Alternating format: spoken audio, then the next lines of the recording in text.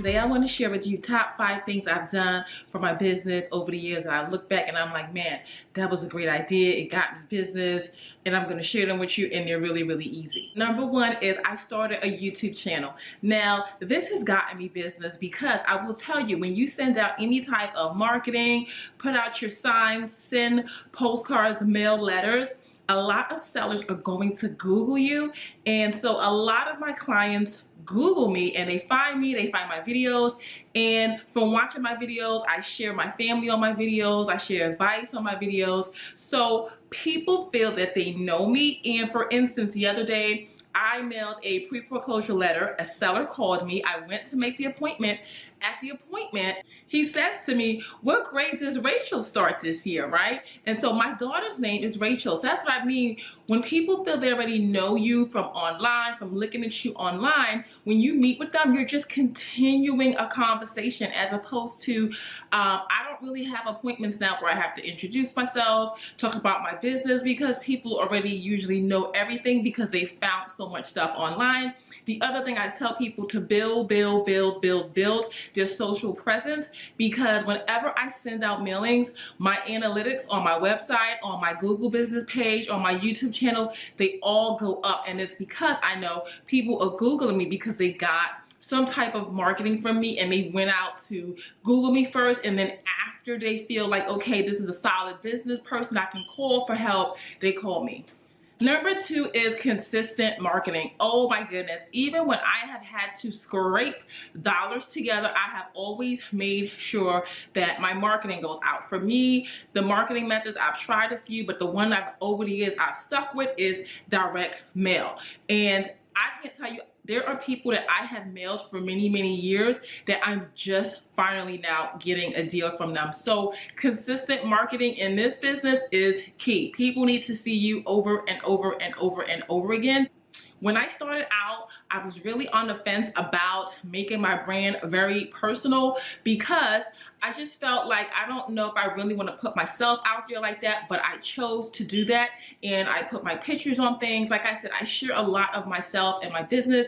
The reason that really pushed me over the edge to make me feel at ease, pushing my brand out, pushing a more personal brand, is I remember I got a call from someone and he says, oh, I'm just trying to figure out who owns this site, because at the time I was using a very generic template.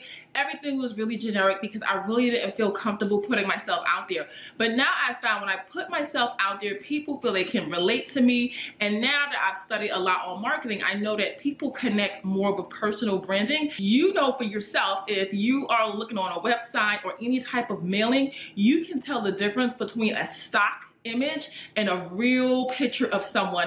And we are marketed so much in this generation that people look at the stock image and they think, oh, this is fake. But when they see realness, they're like, okay, this is a real person, someone that's really gonna come out to my house, really gonna try to give me the best price, she's local, things like that. And even if you look at big companies, Coca-Cola, Pepsi, they spend millions of dollars to attach personal brands, some type of realness, because people want to know who really drinks this soda. They don't want to know just a generic commercial. They want to see people they follow, people they listen to in music, people they adore in sports. They want to know that those people are using this particular brand.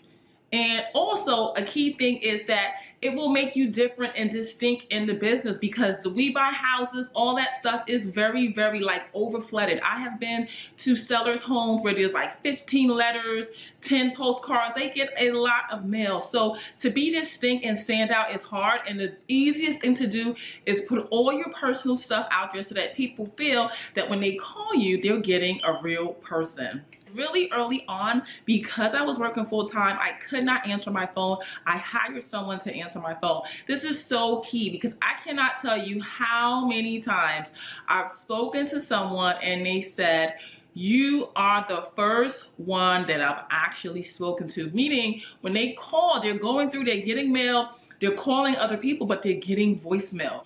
So I would definitely recommend, it's worth it that you hire someone to answer your phone those times that maybe you're at another appointment, you may be at work, that somebody picks up that phone, because a lot of times if people do not get a voice on the other end, they just hang up. Another thing I've done that's been awesome is split testing, meaning I have tested using postcards, using letters, changing the scripts of my letters. Sometimes I just change a paragraph, move a paragraph around. I've tested sending letters with real stamps, sending letters with the pre-printed stamps, changing the color of my envelopes. I'll send blue, yellow, white, different types of things. I've put stickers on my envelopes. I've purchased the stamps that you can stamp different messages on the outside of your envelopes. So the basic thing I want to get here is after you get 1 deal, 2 deals, 3 deals, test different things to the same list